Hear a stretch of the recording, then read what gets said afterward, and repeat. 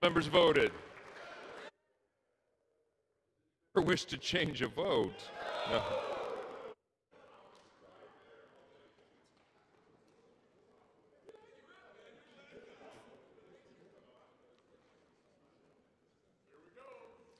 On this vote, the yeas are 218, the nays are 214. The motion is adopted.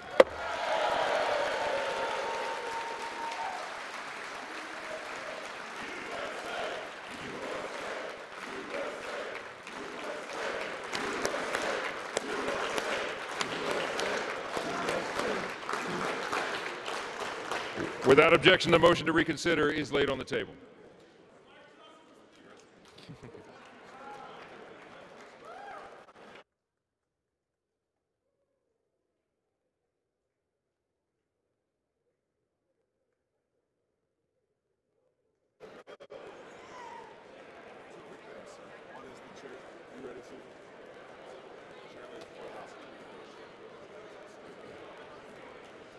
You ready? The chair lays before the House a communication. The Honorable Speaker, House of Representatives, sir, pursuant to the permission granted in Clause 2H of Rule 2 of the Rules of the U.S. House of Representatives, the clerk received the following message from the Secretary of the Senate on June 27, 2025 at 3:36 p.m. that the Senate passed Senate 98, Senate 257, that the Senate agreed to relative to the death of Frederick W. Smith, Senate Resolution 308, Appointments, Board of Visitors of the U.S. Military Academy. Signed sincerely, Kevin F. McCumber, Clerk. Do what I have to do? To Clause 13 of Rule 1, the House stands adjourned until 10 a.m. on Monday, July 7, 2025.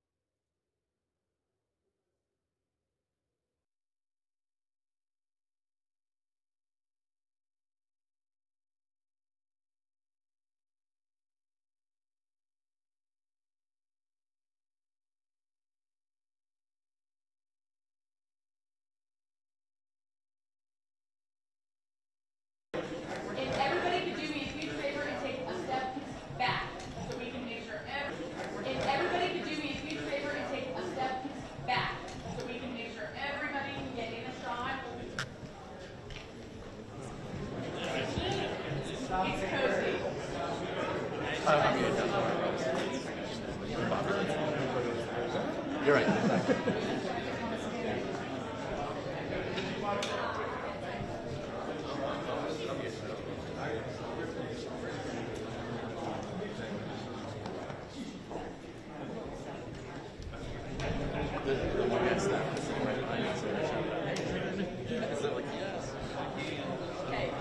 All right, everybody, let's say it passed. Oh, I gotta get a video, sorry. Okay. 1, 2, 3. It passed! You all make that I got short order.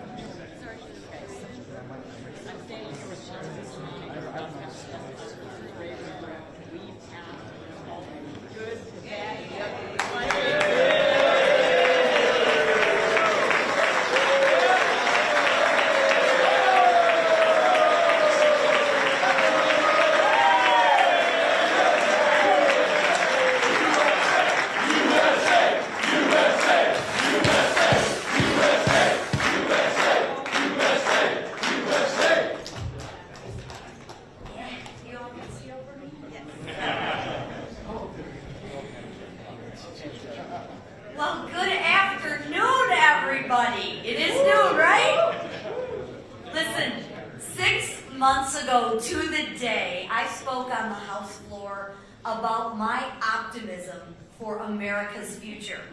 I was optimistic because the American people gave Republicans a historic opportunity, an opportunity to enact the largest tax cut in American history, to finally secure our borders and unleash American energy, an opportunity to put America first again.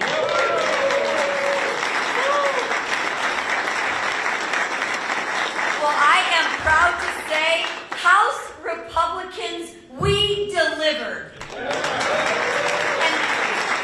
And thanks to the work of the House Republican Conference and our president, President Donald J. Trump, Americans have certainty. They will keep more money in their pockets and have the safety and security that they deserve. House Republicans remained unified. No one thought we could do it. Everybody doubted us, didn't they, Mr. Speaker? Right? They doubted us. But here we are again. Mr. Whip, what are we, 6-0? Nobody in this room doubted us. No, nobody here doubted us.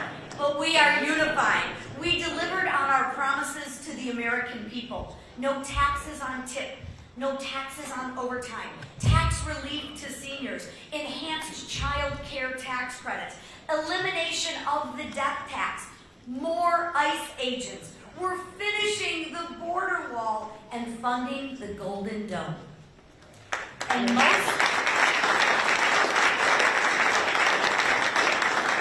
for all the fear-mongering that goes out there from the Democrats, we actually secured Medicaid for those who need it most. Vulnerable Americans, pregnant women, and the disabled. Compared to the Democrats, who would rather give Medicaid to illegal aliens and MS-13 members. Democrats are fear-mongering because they have no vision, no plan, and no leader. But guess what? We have a leader, and our leader is President Donald Trump. And last, let's not forget that actual fiscal sanity is being restored. Because of our work, the One Big Beautiful Bill Act is headed to the President's desk for signature. And today marks the end of the waste, the fraud, and the abuse of American taxpayers' dollars. It marks the end of higher gas prices, the end of higher energy costs and higher grocery bills. And because of the One Big Beautiful Bill Act, Joe Biden's border crisis is over. Yes, sir.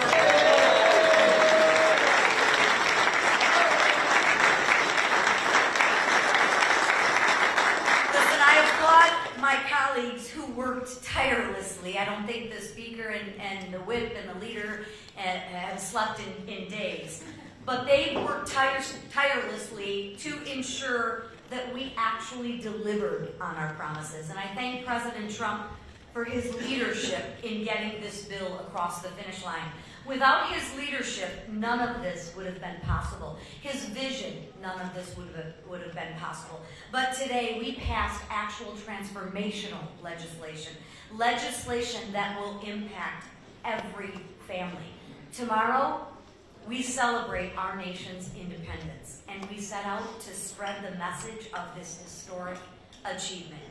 But today, ladies and gentlemen, we are going to celebrate. President Trump and the American people's agenda has been delivered. And the man who probably had one of the most difficult jobs was Mr. Emmer, who actually had to whip and count all the votes and get everybody into line.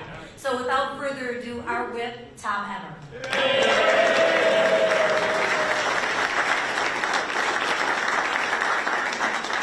Mr. Speaker, they always complain about such a small majority, but for us old hockey players, it's just fewer numbers to count. It works out much better. On November 5th, Americans elected a Republican House, a Republican Senate, and a Republican President with a mandate for change, a mandate to undo the failed policies of the last 4 years and to deliver on President Donald J. Trump's America First agenda.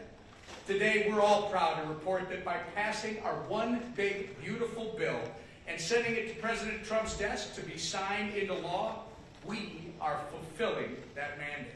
This is a once-in-a-generation piece of legislation that secures our border, unleashes American energy, allows families to keep more of their hard-earned taxpayer dollars in their pockets, cuts waste, fraud, and abuse in government programs like SNAP and Medicaid, modernizes our air traffic control system, strengthens our national defense, and so much more, all while implementing the largest cut in mandatory spending in our history.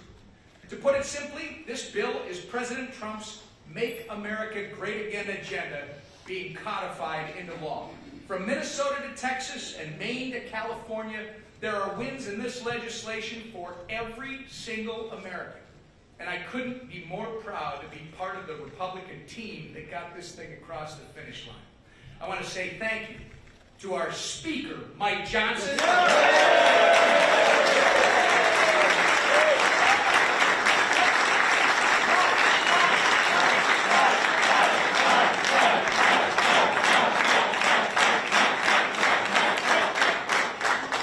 We should also thank our leader, Steve Scalise.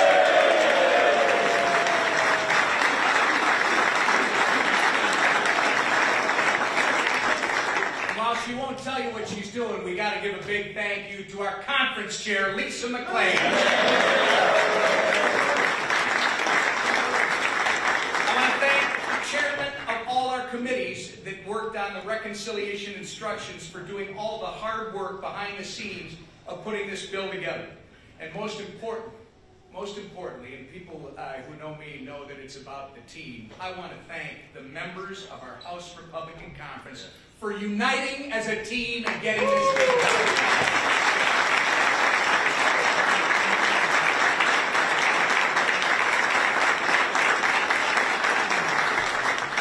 As we've said a million times before, do not underestimate the Republican majority in the House, the mighty majority in the House. This legislative process may not always look pretty, and there will always be many tough fights. But one thing is certain.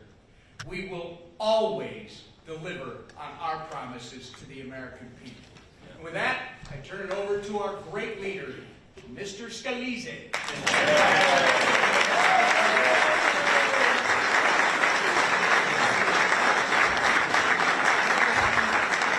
Well, thank you, Whip, and what a beautiful day here in America. It is the golden age of America again. America's coming back. And I tell you, a lot of people wrote this bill off for dead. Nobody said it would be easy. But you know what? We didn't come here to do easy things. We came here to do big things. We came here to make history. We came here to deliver on the promises we made to the American people to fight for them and to take power out of Washington and give it back to those families who have been struggling for way too long.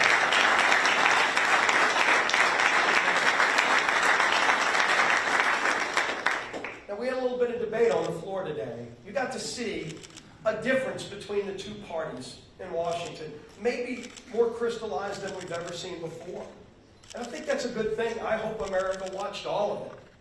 Watched Democrats falling asleep behind their leader as he went on and on trying to scare the American people with lies, with scare tactics, with depressing stories about things that will never happen unless Democrats keep running this country. But the American people said, we will not live in fear. We are not a country of fear. We're a country of hope. We're a country of optimism. We're a country that believes our brightest days are ahead, and they elected Republicans to deliver on those brighter days. And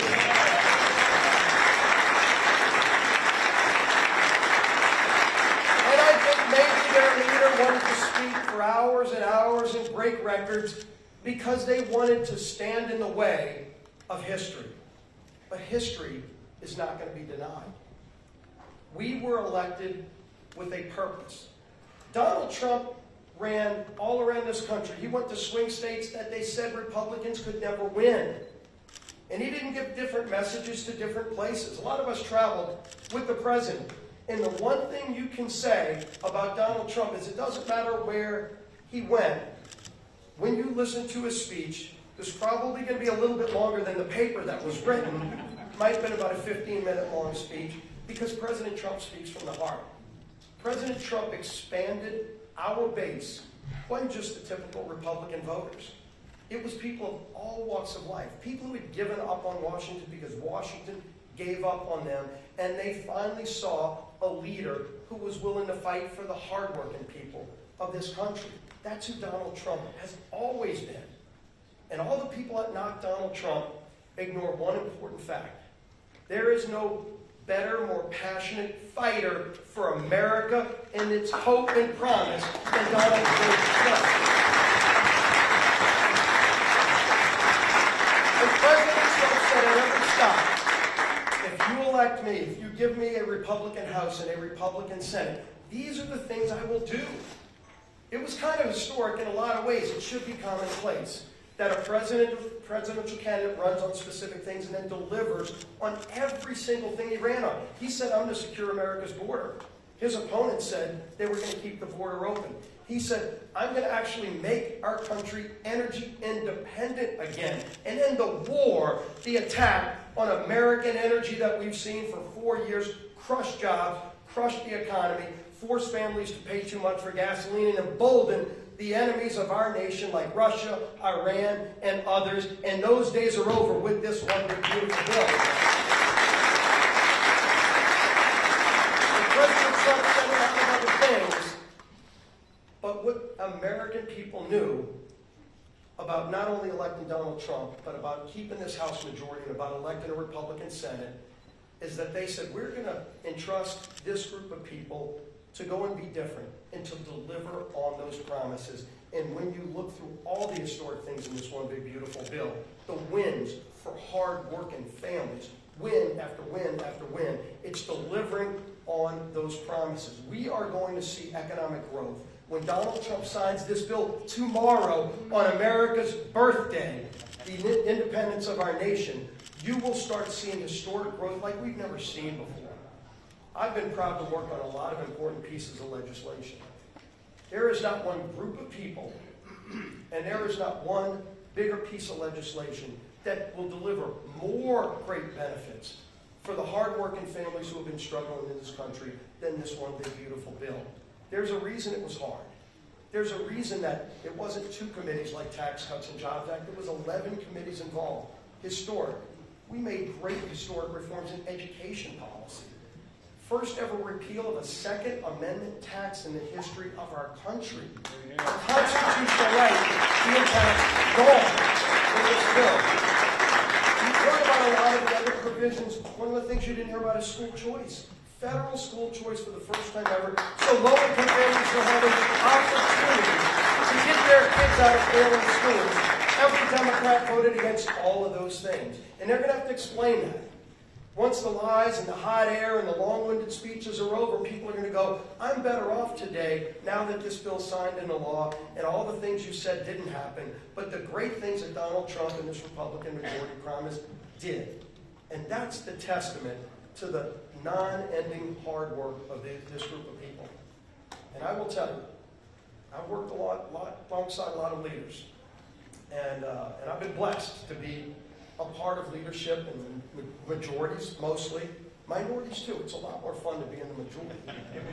But you get in the majority to do the big things, to do the hard work. And believe me, this was hard work. You all know it. You all know how many times this bill could have died if we just said, you know what, it's probably not going to get there. There's a lot of reasons why you could say it's just going to fail. But this group always said from the beginning, and we told you this and we meant it, failure's not an option.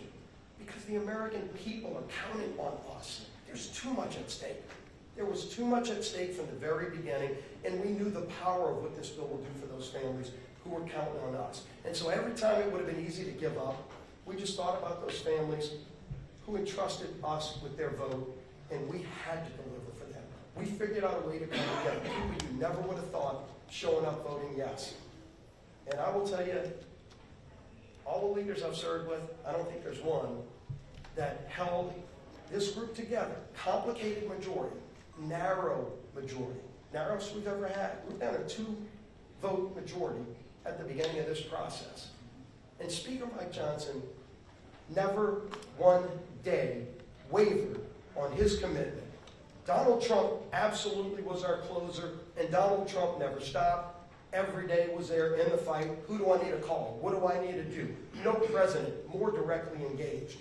And believe me, tomorrow at the White House, you're going to see a proud president who's ready to deliver on his promise to the American people. But this bill wouldn't be heading over to the White House tonight without the incredible yeoman's unwavering support of Speaker of the House, my dear friend, Mike Johnson.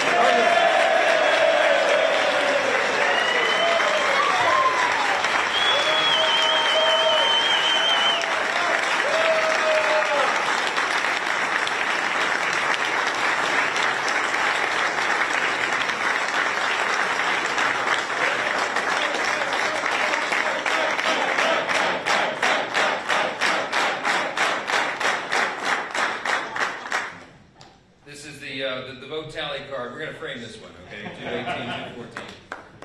Listen, I'm not going to give you a long speech. A lot has been said today, and these people are exhausted. A couple of us quite literally haven't slept in 2 days, so I'm a danger to myself and others right now. I'm not going to speak off the cuff. I'll just say this. I mean, many of you have asked me this question in the hall over the last couple of days. But when it looked like that we might actually deliver this thing, particularly this morning, how did you know? I mean, what kept you going? Why did you think this was possible?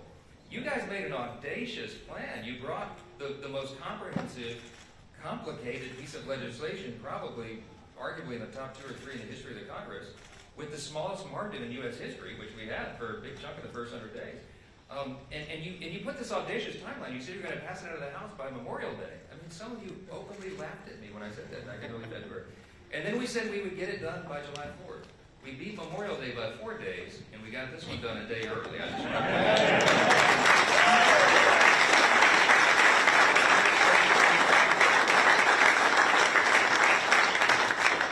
So the question was, I mean, like, why? Why did you do that? Why did you think that was possible? Because it sums up with one word. It's belief.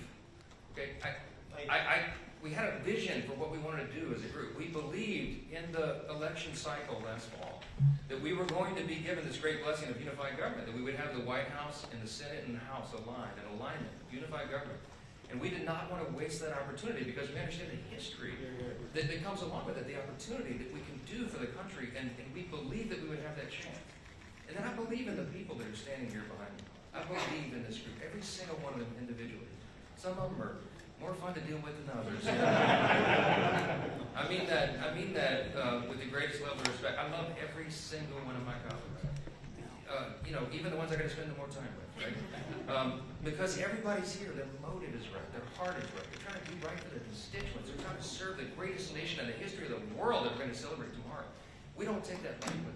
I know their hearts, and I know what their skill sets are, and I know what they bring to the table, and I get up every day excited because I know that each of them are going to bring that to the table, and they're going to serve their constituents. You could not have a greater group of public service than the people standing in this room right here. They will give their all for this country. And man, that's what the framers intended when they put this thing together 249 years ago.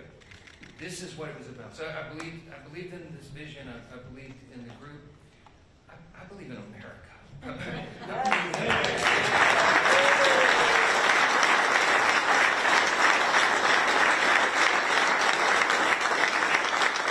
going to say this very simply, and everybody here would articulate it in their own way. We had a tough 4 years before this last election cycle. America we're in deep trouble. And we knew that if we won, and we believed we would, and we knew that if we got unified government, we'd have to quite literally fix every area of public policy. Everything was an absolute disaster under the Biden-Harris radical, woke, progressive Democrat regime. And we took the best effort that we could in one big, beautiful bill to fix as much of it as we could. And I am so grateful to God that we got that done as we did. Yes. Because it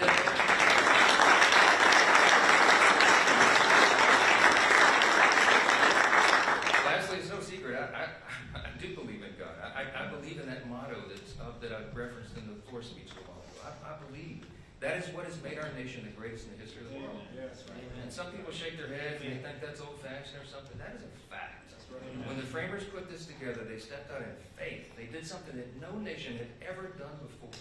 The great statesman, philosopher G.K. Chesterton of Great Britain said, America is the only nation in the world that was founded upon a creed. And he said it's listed with almost theological lucidity or clarity in the nation's birth certificate, the Declaration of Independence. Know these truths to be so. We recognize, we boldly proclaim the self-evident truth that our rights do not come from the government, they come from God himself. He's the one that gave us rights.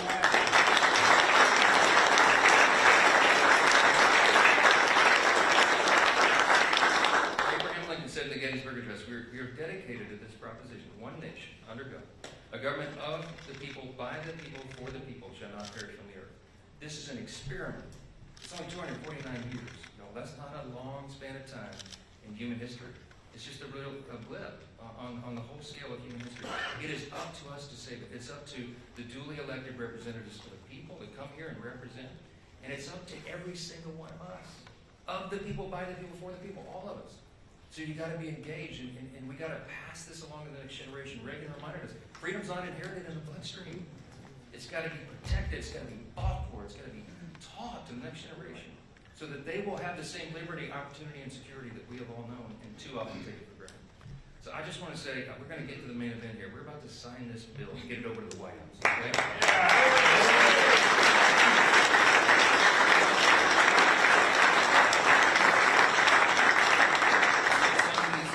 Some of these men and women have got to go catch flights and stuff, so we're going to sign this real quick, and I'll take a few questions, but I just want to say this. Do not take for granted what we have been given. This grand experiment in self-governance. We can preserve it, but we got to do it all together. God bless you. Thanks for being here.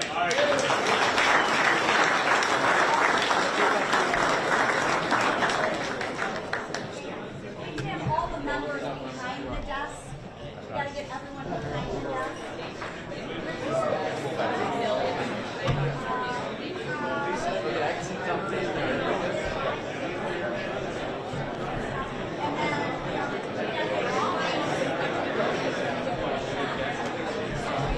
Still good. I can see the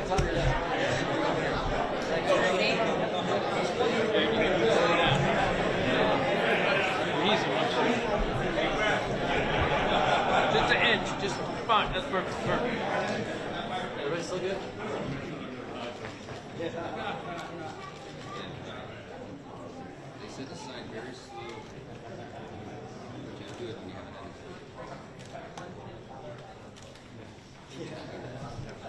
And then you have to initial every page. Oh, sure, yeah.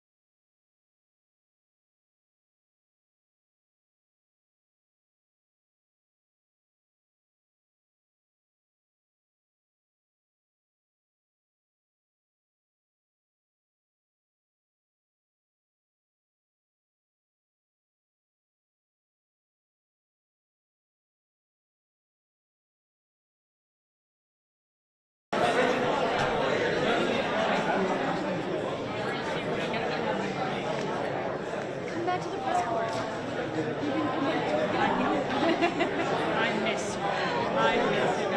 It's the highly interesting.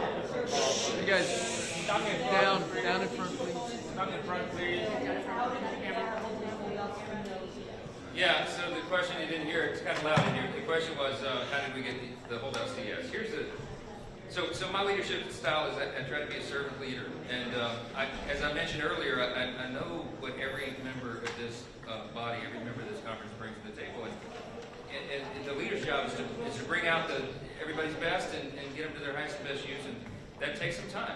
So what happened procedurally, not to get too deep in the weeds, but we got the Senate modifications to the House bill. Now we're really proud because the big beautiful bill, 85 to 90% of it is the original House product that we ourselves drafted over the course of more than a year. But when we went to the Senate, of course, as the other chambers have to do, they made some changes. They sent it over to us. We didn't have it for a lot of time. And so some members wanted to go really deep in the weeds on the changes, and they wanted to fully understand what those amendments were and how they would interact with the rest of the bill and how the administration would administer the new laws. And so there was a process there for a couple of days where we allowed that time for them to explore all that, to talk with leaders in the administration. President Trump was so generous with his time, answering questions himself. Vice President J.D. Vance was directly engaged. We had cabinet secretaries at a number of different federal agencies answering questions from members. Some of them even brought their agency attorneys in to get really deep in the weeds on the details. I knew as the leader that we would have to take the time to do that. And so some of that went into late into the night. And I was not going to make anybody, I was not going to demand anybody's vote or their position on the bill until they felt that they had exhausted that opportunity. So we did it, and that's how we got everybody in. Speaker, coming with Newsmax. Obviously, you talked about the legislative process. You made a joke on the floor about how the White House legislative team practically lived here at the Capitol.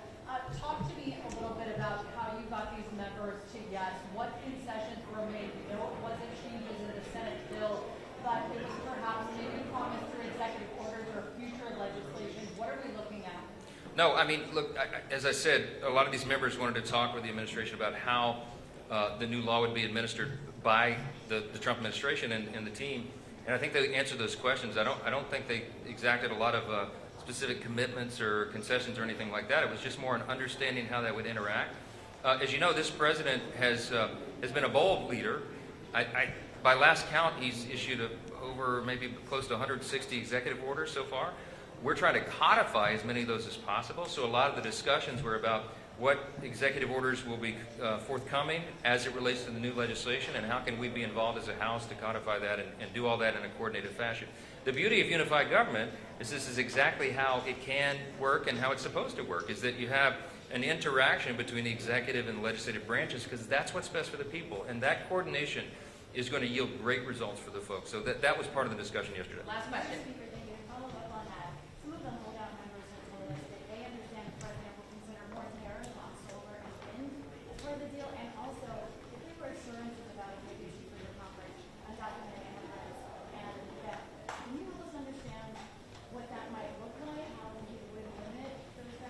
I literally don't know anything about that. I mean, I wasn't privy to the conversation. So I would tell you there's lots of rumor and conjecture and innuendo that floats around, especially when you got so many people wandering around the building and deliberating over their vote. So I don't know how much stock I'd put into much of that. But all right, last question now. Yes, ma'am. President Scott back from Louisiana and Tony West from Rolling Stone are dealing with communities in St. John Baptist, St. James, whose funding has now been entirely cut off from the IRA's climate and environmental justice funding.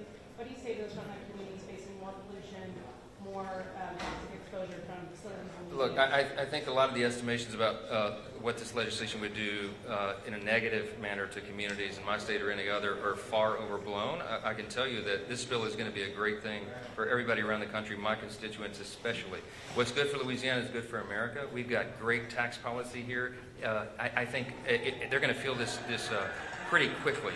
Wages will rise. I think household income will go up. I think the job participation rate will increase dramatically. I think unemployment will be low. We're going to duplicate what we did in the first Trump administration. Remember, at the first 2 years, y'all have heard me say 1,000 times, it's objectively true. We had one of the greatest economies in the history of the world, and we're going to do that again, except this time much more comprehensively. We did tax cuts and regulatory reform, and that brought about a resurgence of the U.S. economy. That's what's going to happen here. It's about to happen on steroids. And we can't wait for that to happen. This is jet fuel for the economy, and all boats are going to rise. Thank you all for being here. We got to get a little rest. God bless. Enjoy your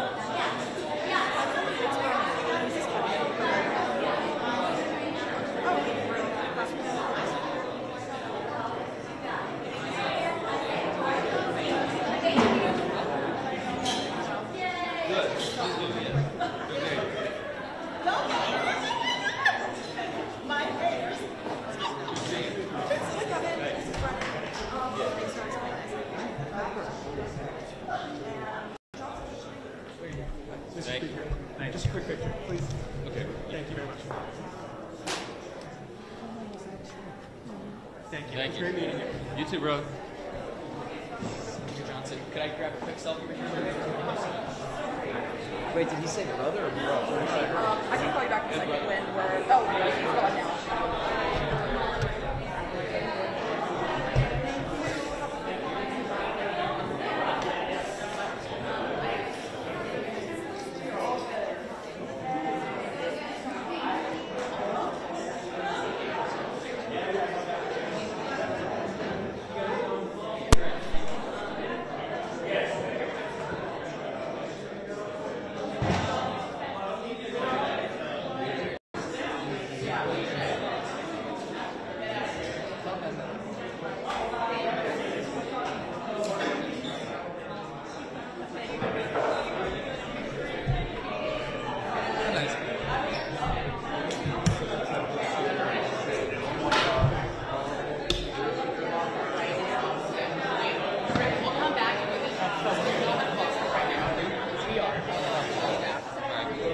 right there. Thank you all.